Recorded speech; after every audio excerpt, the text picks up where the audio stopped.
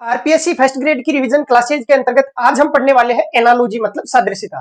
सादृश्यता का मतलब होता है कि दिए गए दो शब्दों में जिस क्रम में जो संबंध है वही संबंध दिए गए जो अगले दो शब्द हैं उनमें होना चाहिए। अर्थात पहले एवं दूसरे शब्द में जिस क्रम में, ध्यान रखना है सबसे महत्वपूर्ण है क्रम, जिस क्रम में और जो संबंध है उसी क्रम में वैसा ही संबंध हमें तीसरे और चौथे शब्द में ढूंढना होता है। जैसे यहाँ पे दो शब्द दिए गए हैं, कैंची अनुपात कपड़ा। इस अनुपात का मतलब यहाँ पे गणित वाला अनुपात नहीं है, यहाँ पे अनुपात का अर्थ है कि कैंची और कपड़े में क्या संबंध है और किस क्रम में संबंध है, उसी क्रम में और वैसा ही संबंध हमें दिए गए ऑप्शन में ढूंढना होता है। तो देखते हैं, देखो कैंची एक औजार है जिसका प्रयोग आप कपड़े को काटने के लिए यूज करते हैं, जिसका प्रयोग करते हैं।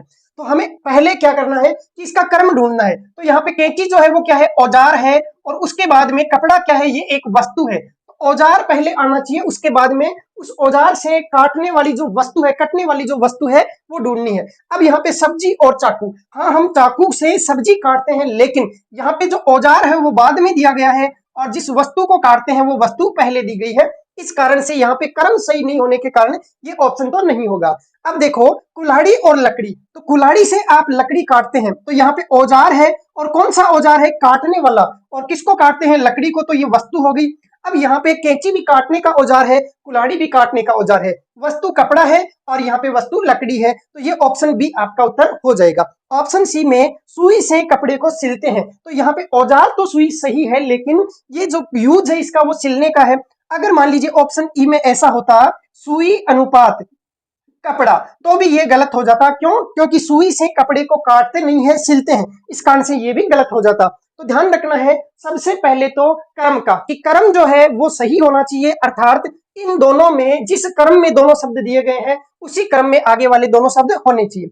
अब ऑप्शन डी है पेड़ और आरी, आरी से पेड़ को काटते हैं, लेकिन यहाँ पे उल्टा क्रम होने के कारण से ये भी गलत हो जाता है। तो तीन प्रकार के सवाल एनालॉजी के अंतर्गत पढ़ने होते हैं। एक तो हिंदी वाले सवाल में आपको कई सारी चीजें याद होनी चाहिए। आपका जनरल नॉलेज जितना ज्यादा स्ट्रॉन्ग है, आप इन सवालों को उतनी ही अच्छी तरीके से कर पाएंगे। तो ये सवाल में आपको सबसे इस क्लास के एंड में कुछ मतलब जो संबंध होते हैं जिनको आपको ध्यान रखना होता है वो क्लास के एंड में जोड़ दूंगा और वो आप एक बार देख लेना, ठीक है। और बाकी अब हम देखते हैं गणित वाले, कि गणित वाले सवाल जो है वो कैसे होते हैं। तो यहाँ पे एक सवाल दिया गया है 2:3 समानुपात 5 अनुपात क्वेश्चनवाचक चिन्ह। अब आप सोच रहे होंगे, पहले देखो मैं इसके तरीके बताता हूँ, फिर आप देखना कि ये कितनी शानदार चीज है और सबसे इंपॉर्टेंट चीज यही है। अब एग्जाम में क्या होता है कि हम थोड़े घबराए रहते हैं, इसलिए हम देखते हैं कि दो में एक जोड़ा तो आया 3, तो 5 में एक जोड़ा तो आया 6, तो ये तो आता है जोड़ने से, ये आ रहा है जोड़ने से। कैसे जोड़ने से, कैसे जोड़ा, तो 2 में जोड़ा 1 तो आया 3, वैसे ही 5 में जोड़ा 1 तो आया 6। इसके हिसाब से हमारा उत्तर 6 सही लगता है। दूसरा देखना, यहाँ पे 2 का दुगुना करूं 4, उसमें से 1 कम करूं तो 3 आता है, मतलब 2 का दुगुना करके 1 कम करने से, दुगुना करके 1 कम करने से, तो 2 का दुगुना 4, उसमें से 1 कम किया तो आया 3। वैसे ही 5 का दुगुना 10, उसमें से 1 कम करेंगे तो आएगा 9। तो आपको लगता है कि ऑप्शन बी है, ये भी सही है। फिर देखना 2 का स्क्वायर होता है 4, उसमें से 1 कम किया आया 3, मतलब वर्ग करके उसमें से वर्ग करके 1 घटाने पर ये आ रहा है, मतलब 2 का स्क्वायर किया 4, उसमें से 1 कम किया 3। तो ऐसे ही 5 का स्क्वायर करेंगे 25, उसमें से 1 कम करेंगे 24। अब ये भी उत्तर आपको सही लगता है। और लास्ट वाला है कि 2 एक अभाज्य संख्या है, उससे अगली अभाज्य संख्या है 3, वैसे ही 5 भी एक अभाज्य संख्या है और 5 से अगली अभाज्य संख्या है 7, तो ये आ रहा है अभाज्य संख्याओं से। अब मुझे आप बताइए कि इस प्रश्न का सही उत्तर क्या होगा। तो यहीं पे हम फंस जाते हैं कि ये भी आ रहा है, ये भी आ रहा है, मतलब सारे ऑप्शन सही लगते हैं। तो ध्यान रखना, ये बातें बहुत कम लोग जानते हैं कि ऐसी स्थिति में कौन सा उत्तर सही माना जाता है। तो एक क्रम होता है प्राथमिकता का क्रम, प्राथमिकता का क्रम मतलब किसे हम प्राथमिकता देंगे। तो ध्यान रखिए, सबसे पहले प्राथमिकता दी जाती है अभाज्य संख्या को। सबसे पहले किसको प्राथमिकता देते हैं, अभाज्य संख्या को। अभाज्य संख्याएं कौन होती है, 2, 3, 5, 7, 11, 13, 17, 19, ये सारी अभाज्य संख्याएं हैं। अगर अभाज्य संख्याओं से सवाल बनाया गया है तो हमें उत्तर अभाज्य संख्या के हिसाब से देना है। नंबर पे प्राथमिकता मिलती है घन को, मतलब क्यूब को।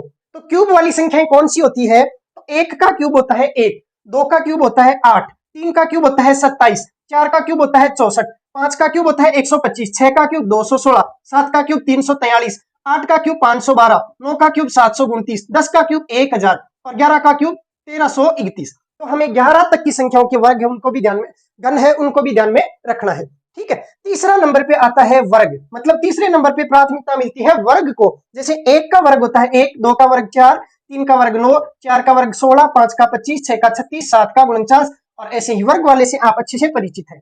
चौथे नंबर पे प्राथमिकता मिलती है गुणा या भाग को। अगर मान लीजिए उत्तर गुणा करने से या फिर भाग देने से आता है तो वो सही माना जाता है।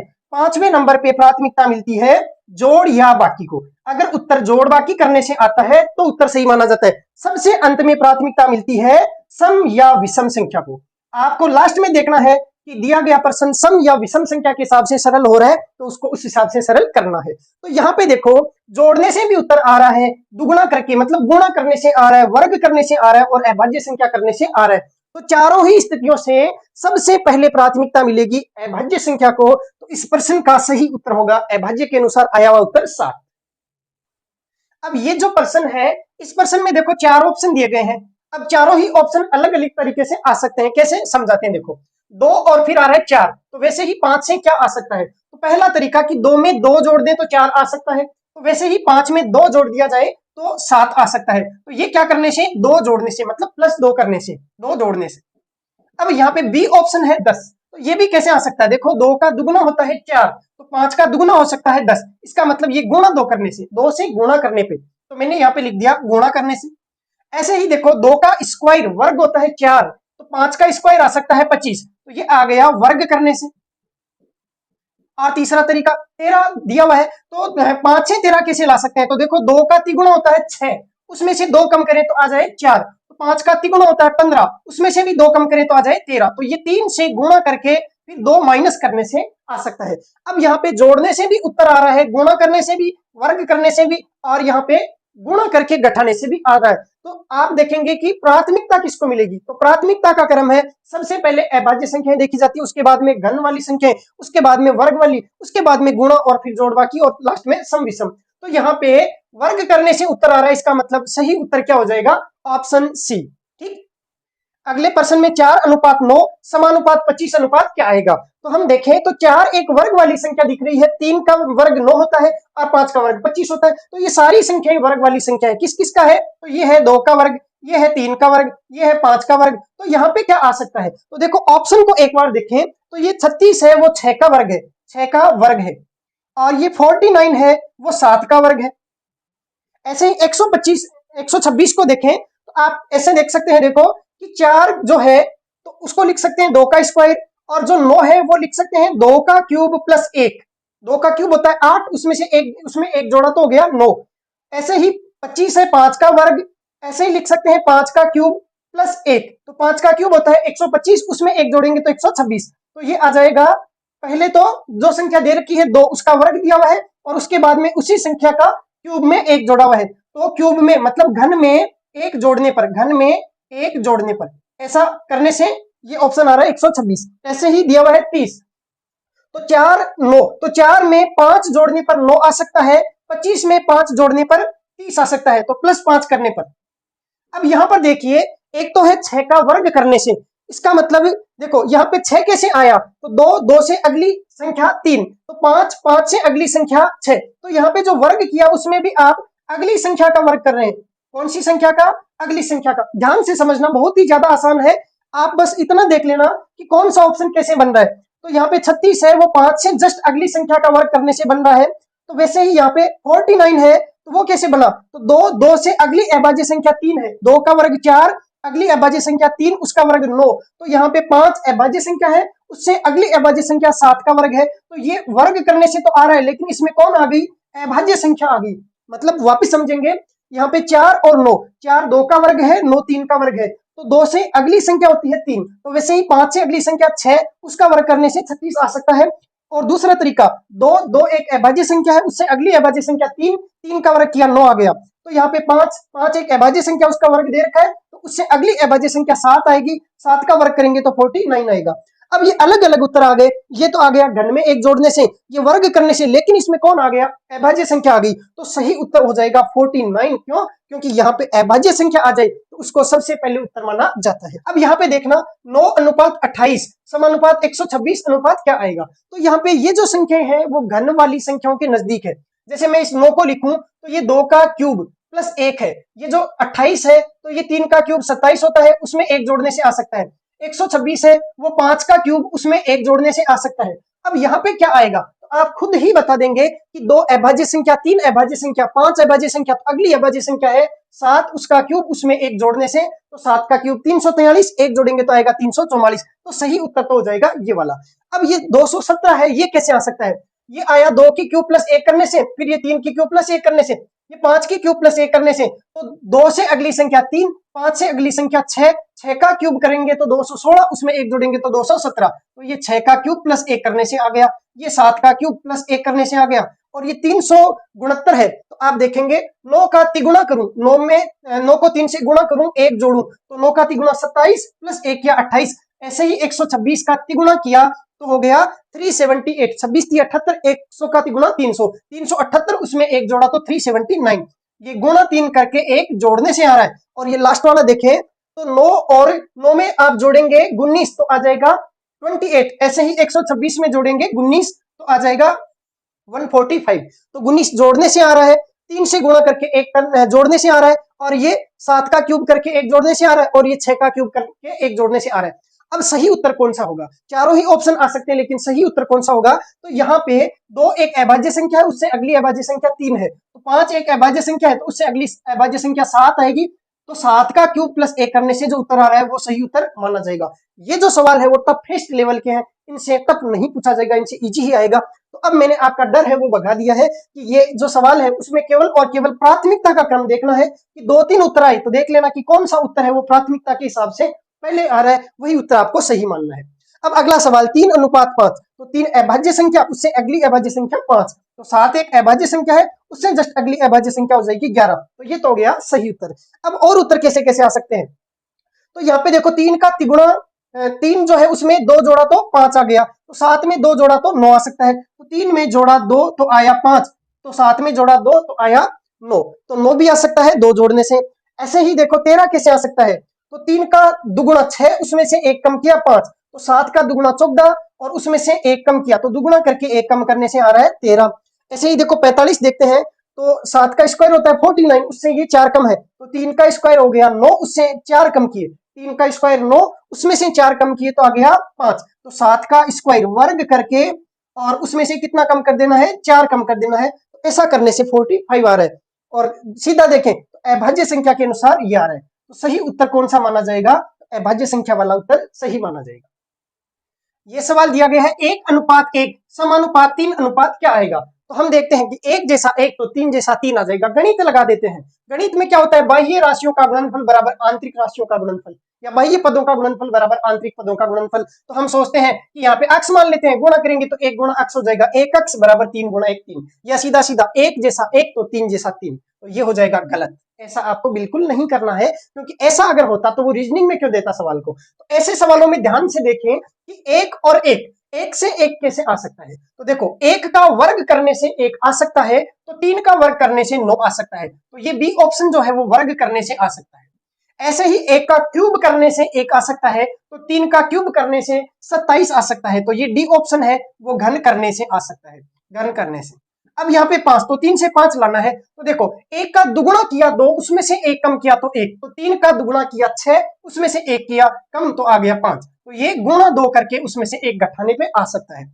अब देखो ये तो नहीं आएगा, क्योंकि 1 1 3 3 कुछ भी नहीं किया, सेम वही लिख दिया, तो ये नहीं हो सकता। ये आ रहा है वर्ग करने से, ये आ रहा है घन करने से, और ये आ रहा है गुणा करने से। तो प्राथमिकता के नियम के अनुसार वर्ग, घन और गुणा, सबसे ज्यादा प्राथमिकता किसको मिलेगी? घन को। तो सही उत्तर कौन सा माना जाएगा? घन करने से। तो इस प्रश्न का सही उत्तर हो जाएगा ऑप्शन डी।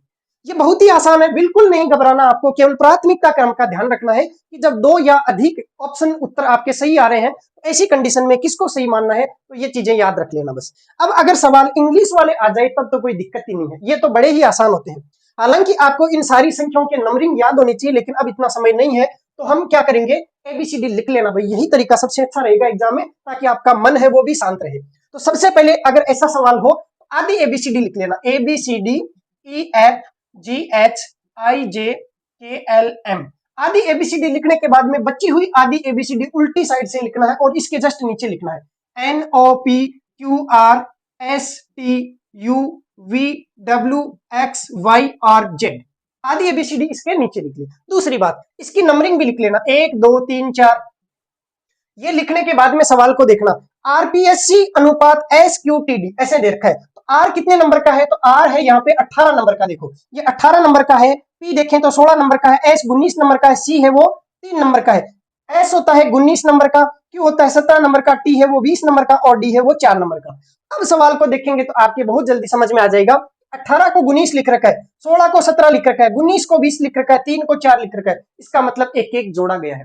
देखो दोस्तों, ऐसे सवालों में या तो एक एक जोड़ देगा, या दो दो या तीन तीन जोड़ देगा, या फिर एक एक या दो दो गठा देगा। ठीक है, तो यहाँ पे रैंक जो है, तो इसमें आर है वो 18 नंबर का है, ए है 1 नंबर का, एन है वो 14 नंबर का, के है वो 11 नंबर का। तो इसमें भी आपको एक एक जोड़ते हुए जो शब्द आते हैं उनको लिखना है। 18 में एक जोड़ेंगे 19, 1 में एक जोड़ेंगे 2, 14 में एक जोड़ा 15 और 11 में एक जोड़ा तो 12। 19 नंबर का होता है एस, 2 नंबर का होता है बी, 15 नंबर का होता है ओ, 12 नंबर का होता है L, S B O L. तो ये ऐसे हो जाएगा। या दूसरा तरीका देखो, आरपीएससी जो है, तो आर में एक जोड़ा तो आ गया एस, आप ऐसे भी कर सकते हैं, पी में एक जोड़ा तो आ गया क्यू, ऐसे ही एस में एक जोड़ा तो आ गया टी, सी में एक जोड़ा तो आ गया डी। ऐसे ही आप आर में एक जोड़ते हैं तो आर के बाद में आता है एस, ए में एक जोड़ते हैं तो आता है बी, एन में एक जोड़ते हैं तो आता है ओ, के में एक जोड़ते हैं तो आता है एल। एक एक शब्द जोड़ने से आ रहा है। इस सवाल में देखें तो आर और आई, तो देखो यहां से देखो, आर कहां पे है ये वाला, आई कहां पे है ये वाला, तो आर का जस्ट उल्टा वर्ड होता है आई, ऐसे ही पी का जस्ट उल्टा होता है के। आप देखेंगे तो पता चल जाएगा, एबीसीडी लिखने के बाद में आप शब्दों को देखेंगे तो पी यहाँ पे है, के यहाँ पे है। ऐसे ही एस है, तो एस का उल्टा होता है एच, ये रहा एस और एच, जस्ट उल्टे शब्द दे रखे। ऐसे ही सी का उल्टा होता है एक्स, सी का जस्ट उल्टा है एक्स, अर्थात जो भी अक्षर दिए हैं उनके उल्टे लिखने हैं। तो आर का उल्टा होता है आई, ए का उल्टा होता है जेड, एन का होता है एम, के का होता है पी, तो आई जेड एम पी, ये आपका सही उत्तर हो जाएगा। ऐसे ही आरपीएससी अनुपात सी एस पी आर, मतलब शब्द वही है। देखो आर ये रहा, पी भी ये रहा, एस भी है और सी भी है, इसका मतलब शब्दों को इधर उधर कर दिया, क्रम उसको चेंज कर दिया। क्रम वाले सवालों को सरल करने के लिए पहले जो शब्द दिया है उसको लिखो, उसके जस्ट नीचे लिखो, इसको नीचे लिखने से आपको जल्दी समझ में आ जाएगा।